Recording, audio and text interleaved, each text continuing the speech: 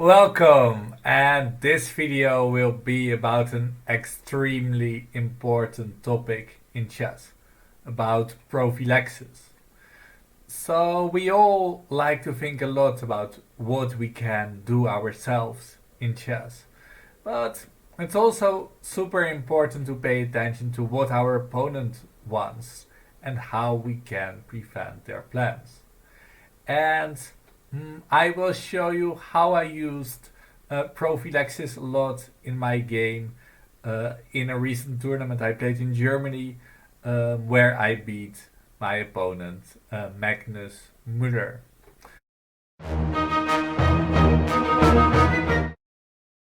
So I was playing with the white pieces, and we were having a Sveshnikov opening.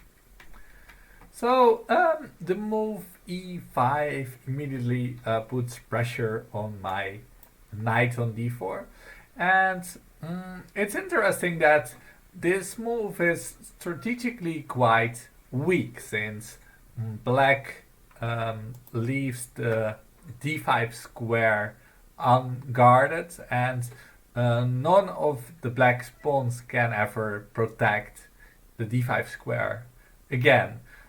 So it would be great if I can eventually get a strong knight on the d5 square.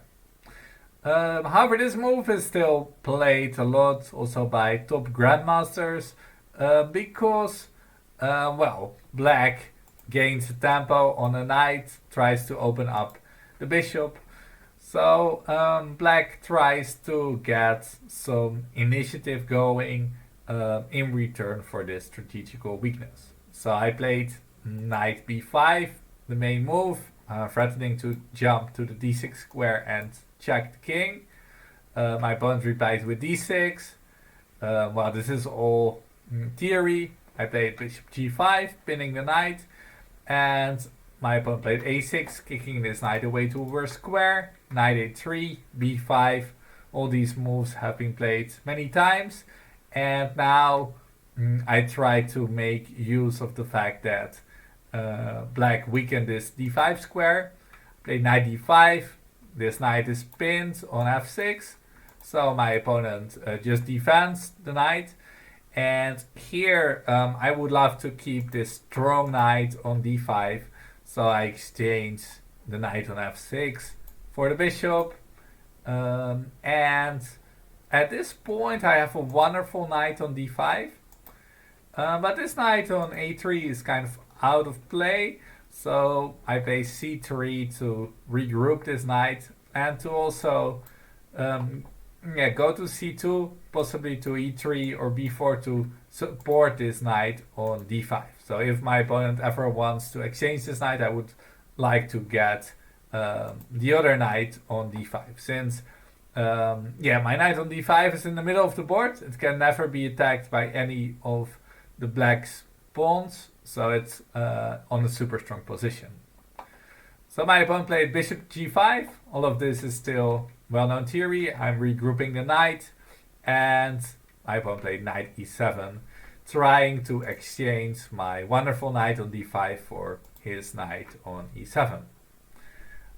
Here I first chased away this bishop with h4, and my opponent spent extra time on forcing this exchange, so I just agreed to exchange the knights, and now it was time for me to start castling and developing my bishop. I decided to play g3, financietto the bishop. My opponent castled. I got the bishop out.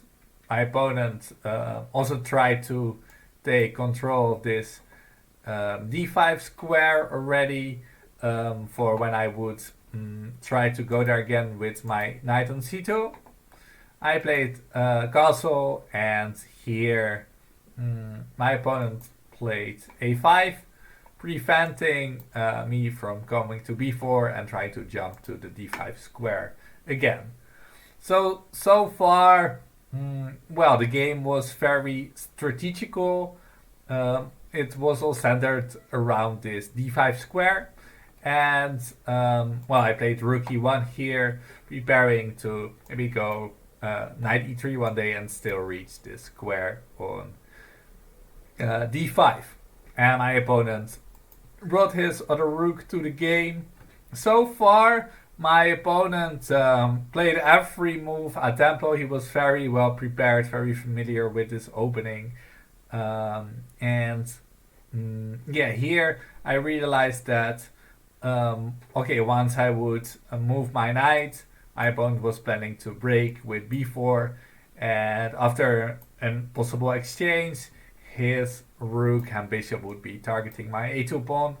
And yeah, here I wanted to play a first prophylactic move against this idea of pushing the b4 pawn, and I played a3, guarding the b4 square one more time. My opponent played rook a b8, reinforcing on this idea that once I move the knight, he can play b4.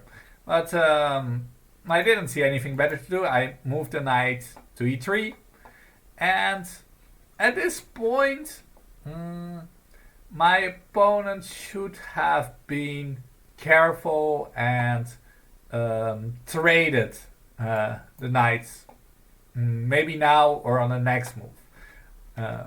So here my opponent pushed the pawn to b4.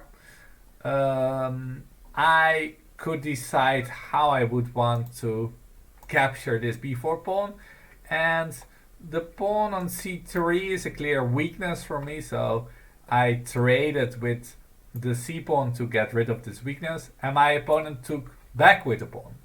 And at this point I was very happy because I thought my opponent definitely had to take my knight at this point and then recapture the pawn, where we both have a light squared bishop, which is not super powerful.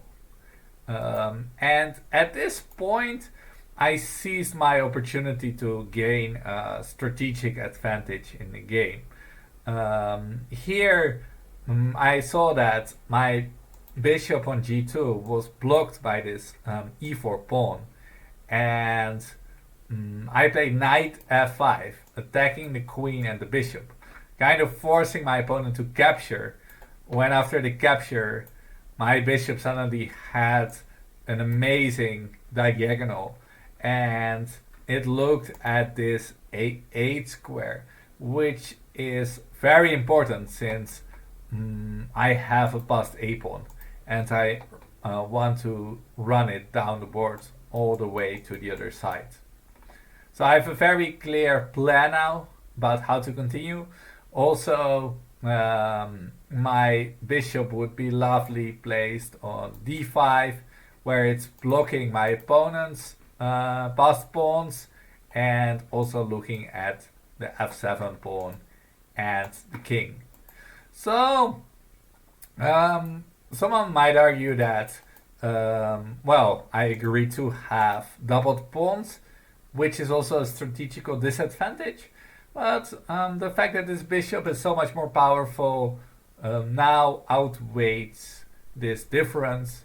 Also, I have firm control on black's d6 and e5 pawn. They cannot just run forward because of this monster bishop. So here, okay, my opponent, he just traded these pawns and tried to get some play entering with the rook. So this was an important moment again to play in a prophylactic way. Okay, I would love to just run my pawn to the other side, but I should also think about what my opponent wants. So at this point, well, my opponent just wants to crush me and play rook c2, putting more pressure on the f2 pawn. And if I would play a4, rook c2 is coming. I have to defend. Okay, the queen can also put more pressure on the f2 pawn, and this looks already awful. Okay, I can still defend with the queen, but actually this bishop could even come and put more pressure And I can definitely not take this bishop because now it's mate in 3. Please pause the video to find the move for black. So welcome back. So rook captures on g2, rook h2, and the other rook is coming to g2, and I would be checkmated. So at this point, I have this wonderful plan, but I have to take care of what my opponent wants first. So I'm just blocking this rook, rook e2, offering the exchange of rooks. So my opponent exchanged, and now my opponent thought that to stop this pawn, he wants to include this bishop into the game and bring it, for example, somewhere here to take control of the a7 square, and then defend with his bishop and queen. So he traded these rooks. Okay, I pushed the pawn forward, obviously, because it was under attack. And now it was my opponent's idea that, okay, he had bishops of opposite color, which in general are very good to defend, because this dark squared bishop can block my pawn and prevent it from running forward on the dark squares. If the bishop lands on c5, well, the queen and the bishop can both control the a7 square, and my light squared bishop, of course, can never control this dark square on e7. So I can never defend this square with both my bishop and my queen.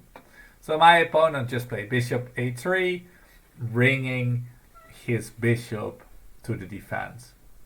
And at this point, I saw that I had an interesting forcing possibility. I could attack the bishop and also threaten to go to the back rank, bishop c5, queen a8 check. My opponent had to block with the queen. And this was a super interesting moment in the game. Please pause the video and try to think what you would do here. Welcome back. I hope you managed to find the same idea that I played here during the game. So at this point, I just chased away the queen from its favorite e7 square, where it's keeping firm control of a7. And black is doing quite well defensively, because at this point I cannot push the pawn all the way to the other side, because I never can surpass this a7 square. So at this point I forced the queen back, and after trade it would be really difficult to win, because this bishop is controlling the a7 square. But my queen retreated to b7, keeping an eye on all the squares this pawn should run to go to the other side. Also preventing this black queen to ever retreat to e7, because I control this entire diagonal. I also look at the f7 pawn. So at this point my queen is completely dominating my opponent's queen.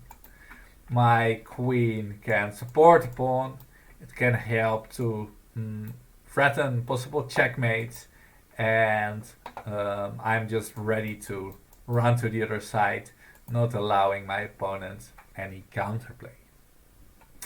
So at this point, my opponent played g6.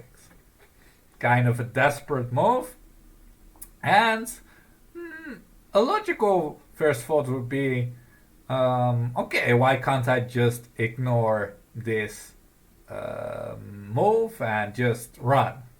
Just run to the other side.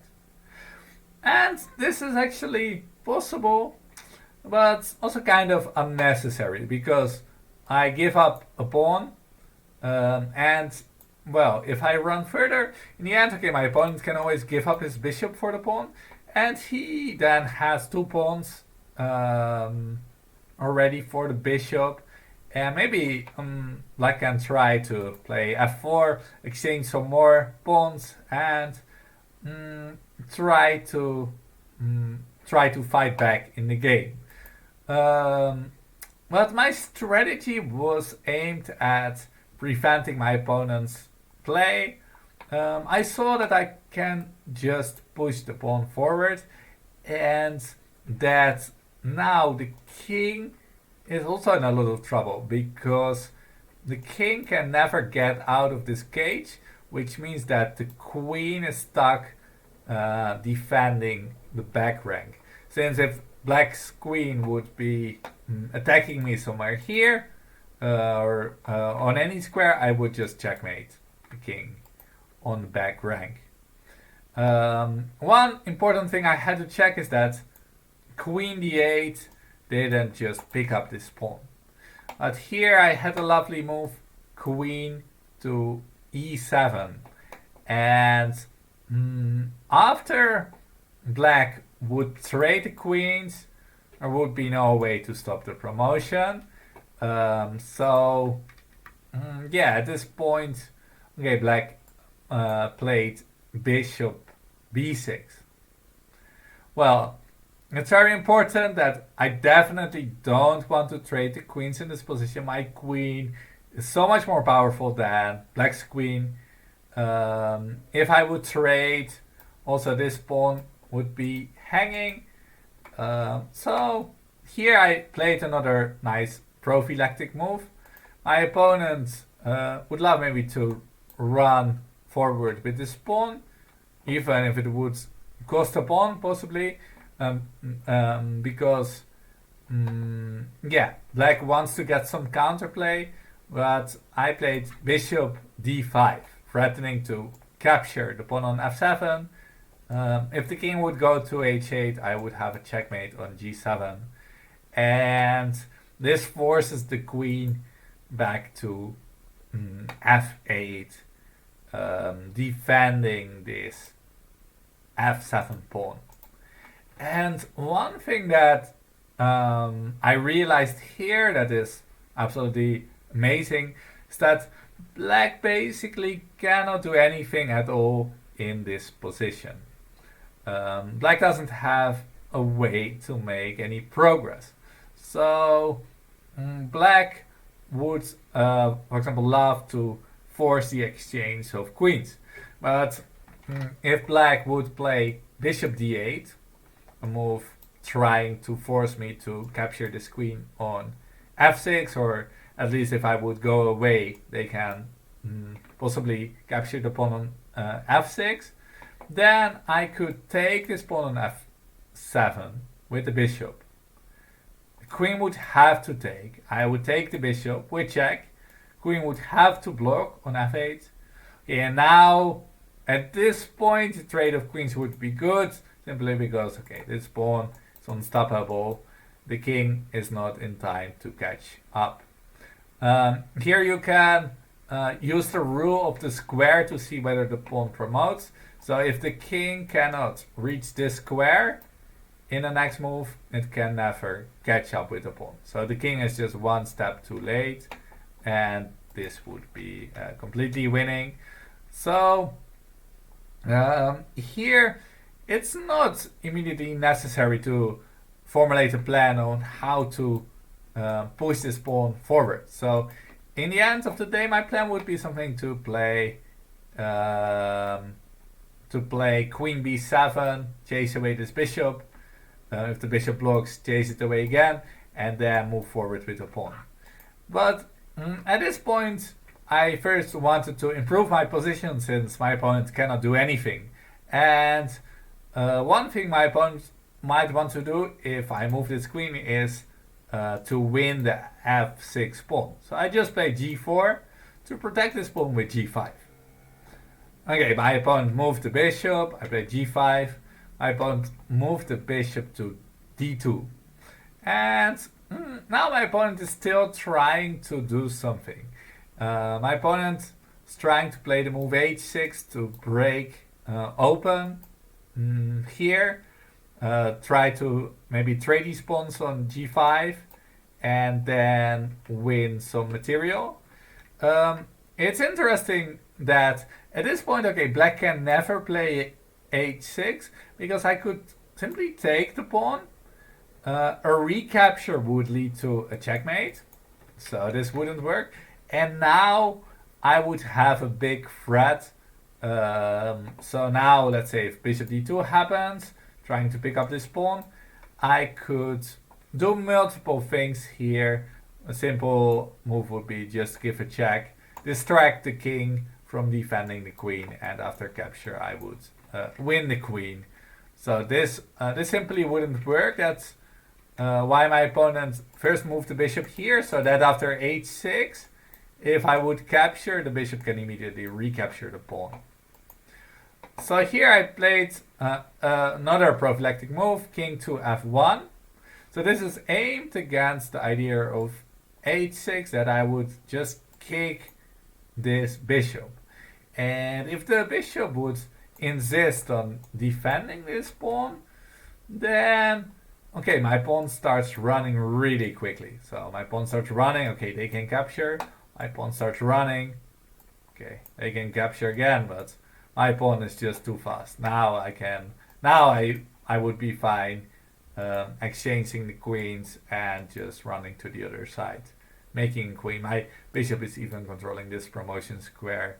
Black is completely losing here. So my opponent just decided to move around with the bishop. Bishop goes back. I played king e2. I was not really in a hurry to do anything yet. Bishop a5. Yeah, so here I just want to wait a move because now I can attack this bishop.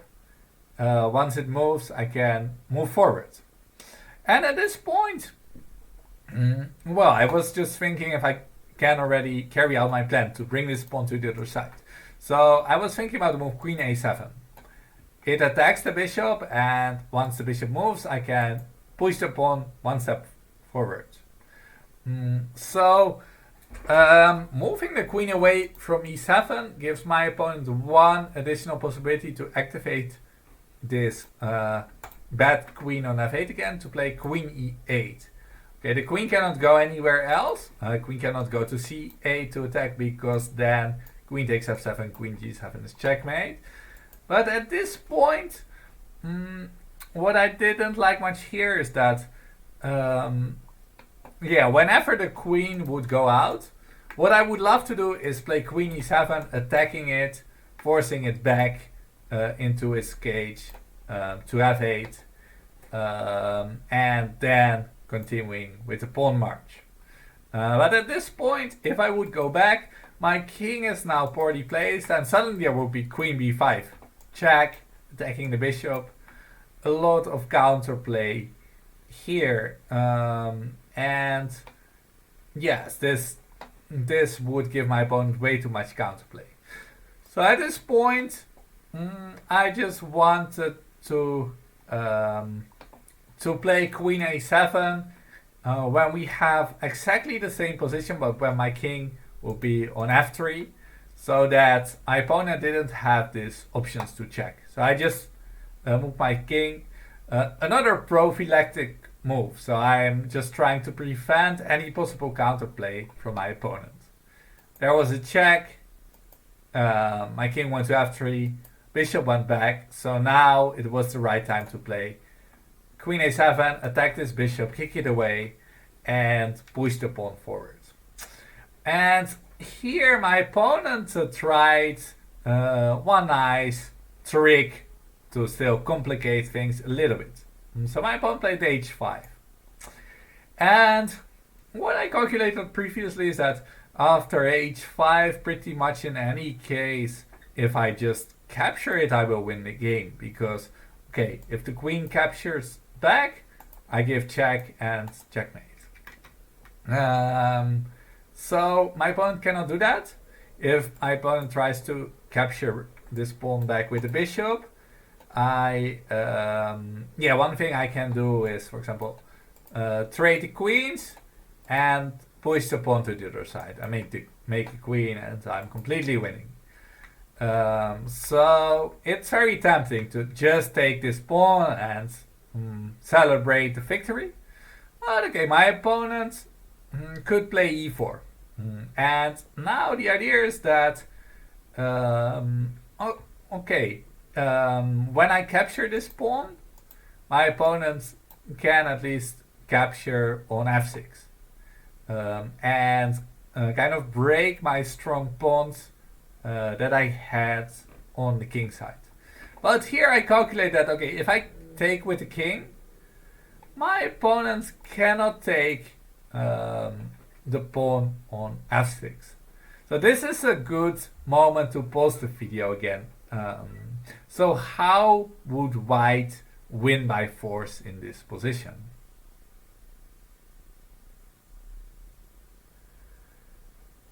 Welcome back. So at this point, I saw that I can just play queen takes f7, forcing a trade of queens. And after capture, I play a6. And it's very important, my king is controlling the square on d4, which ensures that the bishop can not defend the pawn from promoting, and I will run all the way to the other side, winning the game. So I saw this variation, and then I thought that, okay, if I would take with the king, my opponent could play queen e8 check instead. And this would be a little bit annoying. Let's say I would go back with the king and my opponent captures this pawn. Now the old trick doesn't work anymore, because if I trade the queens and I run with the pawn, here my king is not defending the d4 square anymore, and the bishop can defend. Also the king can defend the other pawn, and I don't promote, don't win the game there. If I want to keep control of this d4 square, I should go to d3. Because, okay, so now if the bishop takes, then again I have this similar trick, and I play a6, and the king is defending the d4 square, and I make a queen. That's why after king d3, I thought my opponent would play queen b5 check, attacking the king, attacking the bishop. And now I saw that I could play bishop c4, which is threatening the queen and threatening checkmate on f7. Also, I'm threatening the bishop. And my opponent would just have to give a check. I would take the bishop. And this is what I calculated. And I estimated this position as completely winning for me. But nevertheless, I didn't play it. And the reason is that when you have to calculate some complex variations, there's always the chance of miscalculation. And in this position, my pieces were dominating my opponent so much that there would be no reason at all to give my opponent any counterplay. Let's say we look at the end of this variation, my opponent can give still quite some checks. Maybe I should be scared that my opponent could give a perpetual. So there's absolutely no reason to go for such complications if it's unnecessary. So some people might wonder why after e4 I cannot just move the king back. After bishop takes f6, then there is at least a problem that I don't have this trick to sacrifice the queen immediately, because after a6, bishop d4, my pawn is blocked again. So after h5, I just decided, okay, I just push the pawn forward, a6. There is no need for any complications in this game. My opponent tried to block the a7 square, and I moved back with the queen to e7. And in this position, my opponent just resign the game because there's basically nothing to do. It's important though that my winning plan is not to trade the queens. My queen is still much more powerful, but I just want to push the pawn forward. And I still calculated one very interesting variation how the game would most likely continue if we would play on for a couple of more moves. So my opponent cannot do anything basically. The queen cannot move anywhere because I take and it's mate. The king cannot move anywhere because I take the queen and I'm a queen up. So just the bishop has to move. So the bishop moves. I just play a7 going for promotion. My opponent has to capture. And okay, my opponent could try to move the queen out, but I just go back to e7 and the queen moves back. And here it would be very beautiful if I play king e4. Yeah, my opponent is in Zugzwang. So the queen cannot move anywhere. If the queen takes, well, the pawn promotes. The queen goes away, it's check and mate. So the king would have to move. But if I would be black, I would just have played these moves. Because after king h7, there is one very nice trick. So what would you do now as white? So please pause the video and try to think what you would do here. Okay, so basically there's only one thing you shouldn't do. You shouldn't take the queen and be too greedy because it is stalemate. So yeah, here I could just, for example, take the pawn on f7, queen takes back, take back, and now the position is completely winning. But it's quite nice to play for one last stalemate trick. Yeah, this is a really beautiful position where I used prophylaxis to the maximum, and in the end I got my opponent really stuck in a position where simply none of his pieces can make any useful moves. So remember that in chess, well, it's very important to have clear goals, to know what you want, but it's just as important to prevent what your opponent wants to do and use prophylaxis to beat your opponents. Good luck in your games, and I will see you soon.